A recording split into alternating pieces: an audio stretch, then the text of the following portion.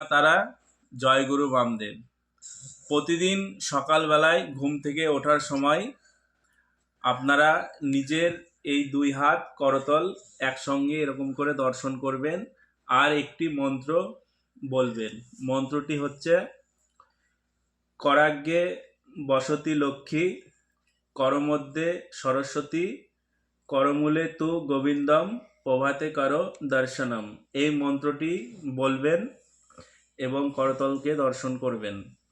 দিয়ে আপনারা বিছানা থেকে উঠে ছেলেরা ডান পা আগে ফেলবেন মাটিতে বা মেঝেতে, আর মেয়েরা বাম পাটা ফেলবেন।